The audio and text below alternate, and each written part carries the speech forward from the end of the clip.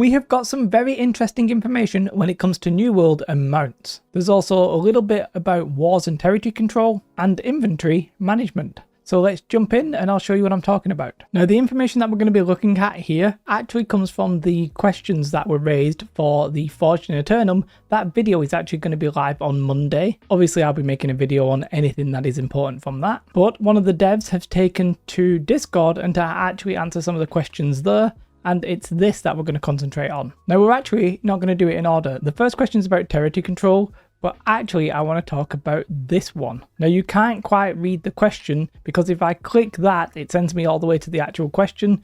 Basically Discord's just a bit garbage and I don't really know if there's a way I can expand it here. I'm going to presume not. However, this question is talking about mounts, how it's used, how it's going to work and stuff like that. And the answer is fascinating. So there are three elements to this one. If you're in the combat state, so the one that where you have the cross swords on the health bar, then you cannot summon your mount. Secondly, any damage that you get from another player will dismount you if you are flagged for PvP. That includes ranged attacks. So if somebody's flagged and they're on their mount and you shoot at them with a bow or something, they dismount. And then third, summoning has a 2-second delay. So when it says 2-second delay, you can probably think of that probably like a cast timer, I guess. Maybe it's a channeled spell, maybe it's just you actually press it and you wait around. If we're honest, it's probably one of those circles that we get in New World, but you know, whatever. And any PvP damage that you take during that will cancel the summon.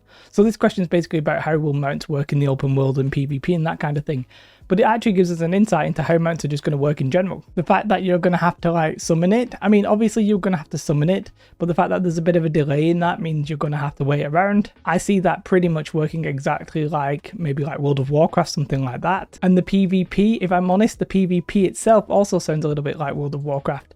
If you're in PvP, I don't think you necessarily get hit on the first attack, maybe you do, it's been a long time since I played it, but basically damage from PvP, that's going to dismount you.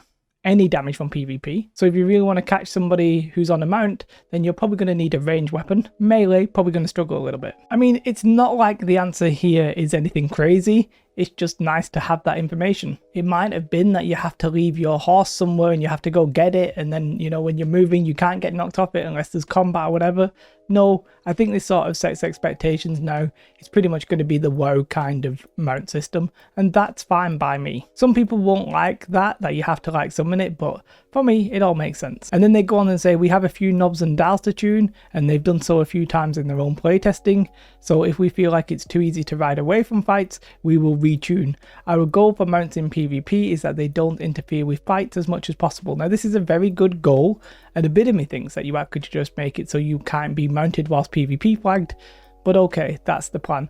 I also don't really personally want mounts in stuff like Outpost Rush or Wars. If I was in Wars, I just think they would look a little bit weird. But overall, like, I don't think this is a problem. I think this is all reasonable. It's just interesting to have a little bit of an insight into what's actually coming when it comes to mounts, because I know a lot of you guys actually really care about that. So there you have it. And then we'll talk about one of the questions. This is from Mr. Lou, somebody who I speak to quite a bit. I can't read the whole question for you, but it's basically asking about Wars, the territory control system and stuff like that. A lot of you will probably know I'm not its biggest fan. I think it's very niche. I think there's a lot of impact that those players are having, and it's a very small number of people and it affects a lot of people. And I think the rewards, whilst not great now because the number of players aren't that high, I think when there's a lot of people on a server, if you own Windswood and Everfall, it's still like 2 million gold, and I think it's just simply too much. So I'm not a huge fan of the system, but let's just read the actual answer, right? So we have to infer a little bit because I'm not reading the whole thing, but it says first, the war system isn't a limiting factor on the number of players in a server, so no changes to the war system would affect the server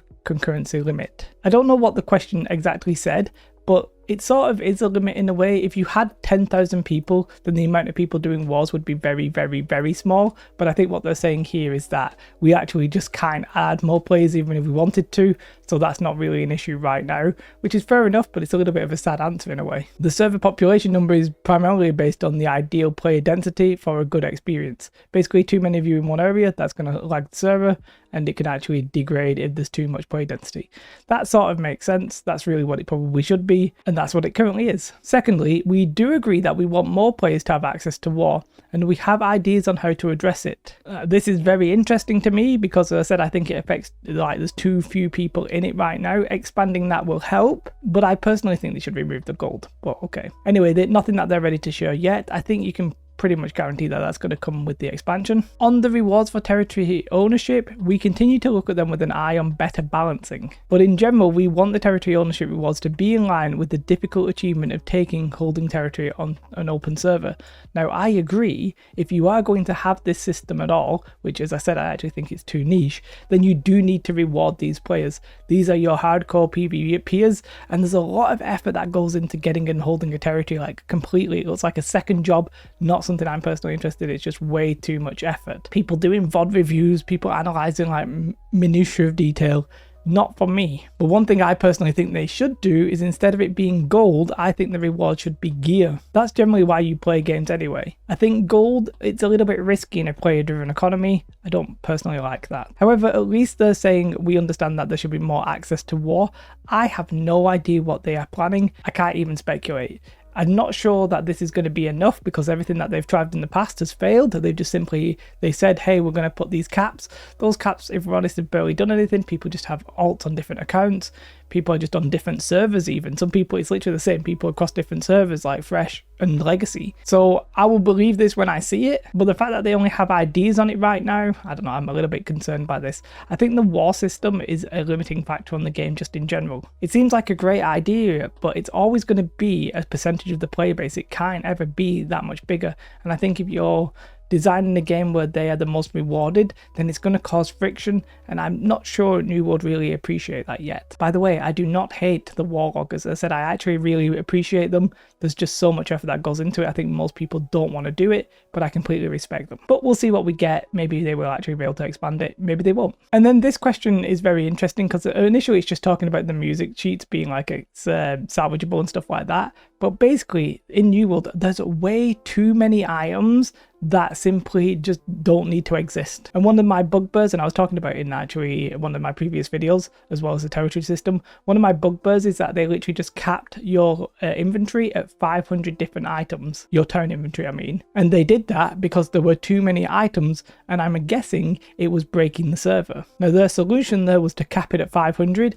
I think there should have been a different solution, which is simply to reduce the number of items that are in the game. There's way too many items, and most of them are not useful. That should have been the solution. And here they say we are currently looking at the amount of items in the inventory. They're currently looking. I mean, I think they should have been looking 2 years ago, but you know, okay, at least they're currently looking. And they have a eye and a strong desire to streamline them across the board.